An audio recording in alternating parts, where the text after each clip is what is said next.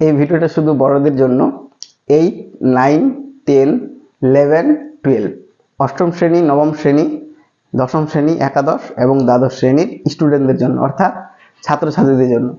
মানে চোখের সামনে রিসেন্ট একটা ঘটনা দেখলাম, তো এই কারণেই মনে হলো যে এই ভিডিওটা তৈরি করি। মানে এই ভিডিওটাতে পড়াশোনার বিষয় নয়, মোটিভেট করার জন্য তোমাদেরকে বলা। তো তোমরা যে এই বয়সে যে জিনিসটা করছো সেটা কিন্তু সঠিক নয়। মানে এই যে তোমাদেরও দোষ নেই, যেটা সত্যি কথা বলতে গেলে, তোমাদের যেহেতু বয়সটা আমরা পেরিয়ে এসেছি, তো এখন যেটা বুঝতে পারছি তোমাদের দোষ নেই, বয়সের দোষ। মানে এই যে মেয়েদের পিছনে চক্কর দেওয়া বা ফোন করা কিংবা মানে কোনো কিছু বলা বন্ধ করা, এক কথায় বন্ধুর মতো কথা বলা, কিন্তু এই জিনিসটা মানে একটু বেশি বেশি হয়ে যাওয়া। চোখের সামনে একটা রিসেন্ট ঘটনা দেখার পরে এইটা আমার মনে হলো। তো মানে একটু যদি তোমরা ফোকাস করো পড়াশোনার মধ্যে, তাহলে তোমাদের জীবনের যে সাকসেসফুল সেইটা তোমরা খুঁজে পাবা। তো তোমাদের এখন প্রয়োজন যে পড়াশোনায় ফোকাস করা, সেই সব জিনিসকে ইগনোর করা।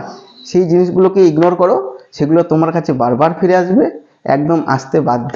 কারণ তোমাদের যে বয়সটা আমরা পেরিয়ে এসেছি, তো আমরা এখন যেই জিনিসটা বুঝতে পারছি, তোমরাও আমাদের বয়সে আসলে পরে জিনিসটা বুঝতে পারবে।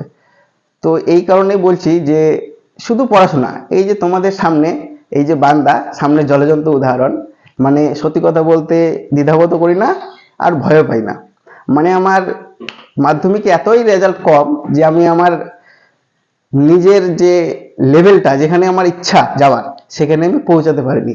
যেমন আমার নেভিক হওয়ার ইচ্ছা ছিল, অর্থাৎ জাহাজ চালক, পারলাম না। কিসের জন্য? নাম্বারের জন্য। দ্বিতীয় ইচ্ছা ছিল কি?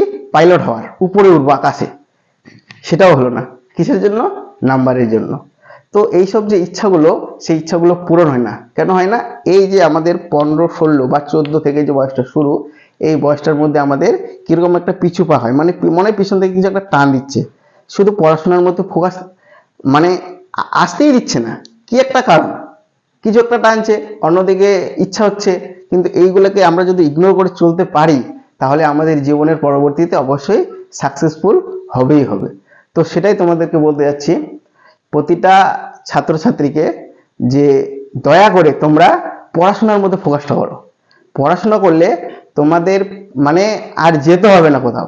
এখন আমি কি করছি, যদি কোনো ফর্ম ফিল আপ করতে যাই সেরকম লেভেলের, তো মানে আমি আমার মার্কশিট খুলতে লজ্জা পাচ্ছি।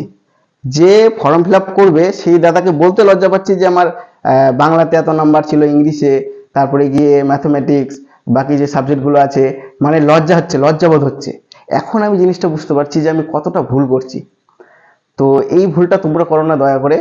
তোমরা এই সে পড়ার মধ্যেই একটু হলেও শুধু মনোমালিন্য থাকো, পড়ার মধ্যেই 2 ঘন্টা, 4 ঘন্টা, 5 ঘন্টা, 1.5 ঘন্টা, যতটুকু পারো পড়ার মধ্যে সময় দাও। পরবর্তীতে তোমাদের জন্য খুব একটা ভালো জায়গা আছে। তো কথাটা